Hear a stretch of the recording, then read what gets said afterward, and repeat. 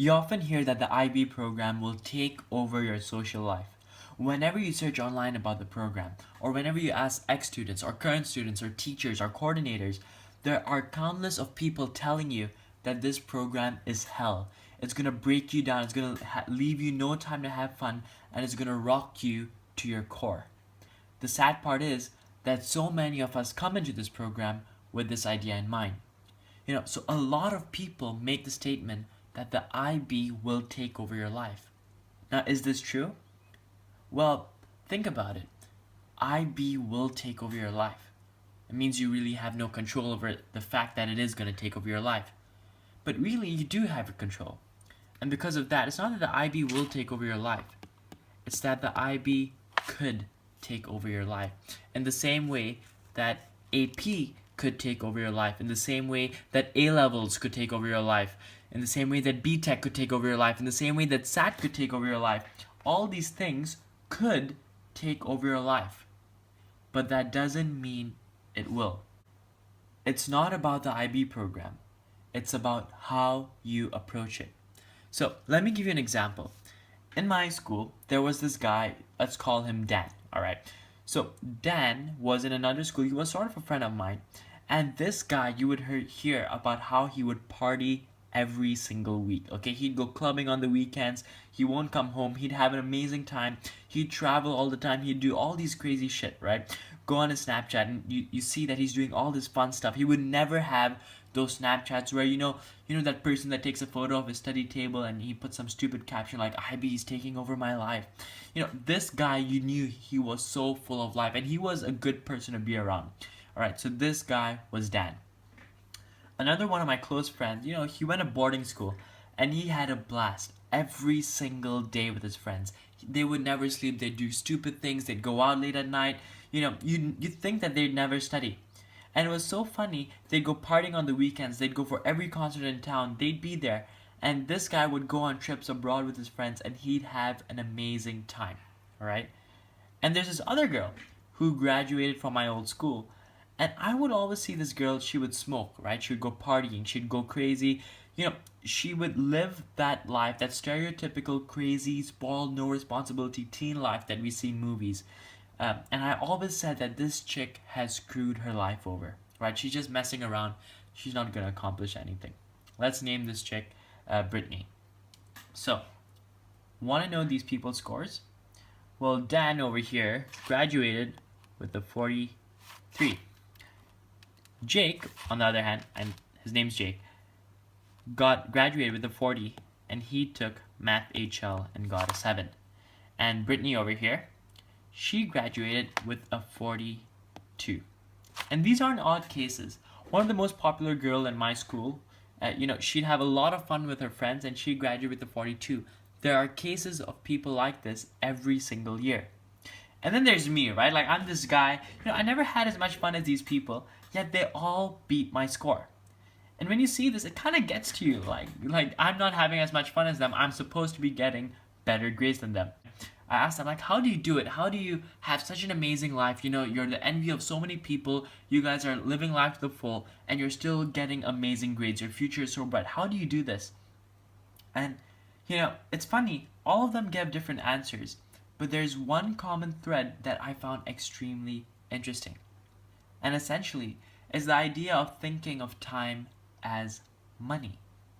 And I think an example would help you a lot. So, let's think about it, right? Imagine you spend $50 on shit every week. Like maybe a couple of caramel frappuccinos, 2 or 3 times a week, a movie once a week, or maybe you eat in this popular hipster cafe, just spending time here and there, money on regular things, right? You're just spending money on regular things. And let's say that all added up to $50 a week. Now, let's think, all right? Those frappuccinos that you maybe spend $15 on if you got 3 and they were $5 one frappuccino. That Instagram-worthy salad that you had at that hipster cafe, which you spend maybe, $10 on. And, just regular things. So $50 a week. You do the math, that's roughly, right, on average, around $200 or just over $200 a month. That's $800 every 4 months. Every 4 months. That's $800. Just think about what you could do with $800. That's enough to buy you a new phone, a new iPhone. That's just enough to buy you a trip to another country with your friends. That's just enough to buy you an iPad. Every one of these things that I mentioned would be so much more fun in doing, right? The iPad, the Yeezys, the trip, than any Frappuccino or any movie that you go to, right? Or any salad that you take a photo of.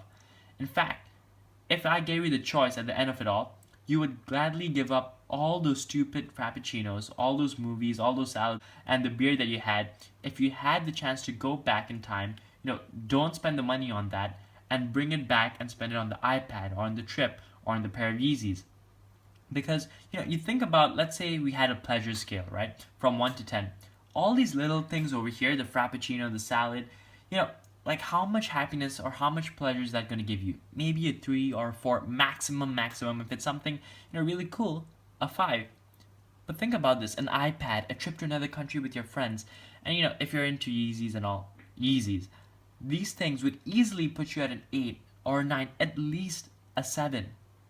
And when you think about it like that, it makes sense. You give up a lot of these stupid things for 1 or 2 major, really big, fun things. And this is the same idea with those successful students. They have the same amount of time as you and me, but they forego spending time on dumb things which honestly doesn't bring them that much fun or that much pleasure. And because they save up time from not doing a lot of these small stupid things, they save up a lot of time to do much more fun, crazier, intense things. It's like, imagine you were at home, right? And you were bored as heck. You didn't know what to do. Literally, you're bored. So, you think, all right, what should I do? So you watch a Friends rerun, right? An old episode of Friends. That takes about 25 to 30 minutes. Maybe you spend 5 minutes on Instagram, 5 minutes just browsing YouTube. That's about 15 minutes a day, which honestly isn't unrealistic, right? Because we spend a lot more time than that just fooling around. So, that's about 5.5 hours of time a week.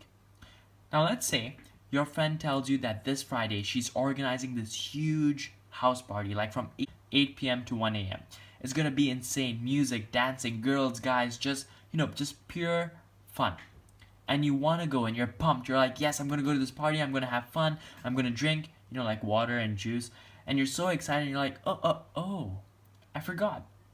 I have my first draft of my IA due on Monday. And I need roughly 5 hours to do that. And then you're like, oh man, IB students have no life. They don't have time for anything. They can't have friends. They can't have a social life. And you go on, but wait a minute. Didn't you spend like 15 minutes a day on just goofing around for those last 7 days? I mean, if you had spent those 15 minutes or even 45 minutes a day on your IA when you were bored and had nothing to do, right? Something is better than nothing. You would have done, you would have worked on your IA and you would have had those 5 hours to spare on the weekend for that party. So say whatever you want, but if you had just worked on your IA a little bit every day, if you just pushed the ball forward every day when you had nothing else to do, you would have had pure fun at that party. And you would have the free time to go out with your friends, and you would have the free time, to do whatever you want, even if you're the type of guy who just wants to relax at home, kick back with your family, go through a rerun of like 5 episodes of a show. You'd have the time to do that. And I'm not trying to get into the details of minutes and numbers and hours, but the point is, if you spend your free time doing IB work, when you get the chance to do cool things, you have the time for that. And if you're the guy who wants to club, who wants to party every night, all you have to do is just not waste time in the day and finish your work intensely in the day and do whatever you want at night because you're free. Your time's available. Time is like money. You only have a limited amount of it. And you can spend it on a lot of stupid things. Or you can spend it in one big, pleasurable, intense thing. And I'm not saying to work on your IB stuff every single time, right? Don't work on it too much because, look, you're a high school student and you don't want to miss out on stuff. You want to have experiences. In fact, by wasting time on stupid things, you're missing out on bigger, crazier experiences. A good way to think about this is whether you should work on your IB, when you're thinking, should I do this or should I work on my IB work? What I like to think about is setting a threshold. So what I mean by that, it's like, Like, imagine you were contemplating watching the new episode of Flash, or working on your IA, or rereading a chapter from your chem textbook. Like, if this activity, like watching Flash, or this hangout, or this party, is gonna bring me at least a level 7 in terms of fun, I'll do it, right? I have no qualms with that. But anything less, like, I rather just do my work, because if it's lower than 7, I'm not gonna have that much fun anyway. And if I do my IB work on these low fun stuff, right, these low fun activities, which I'm not gonna have that much fun anyway, when I do have something that's, has reached this threshold, I'll do it because I already paid for my time.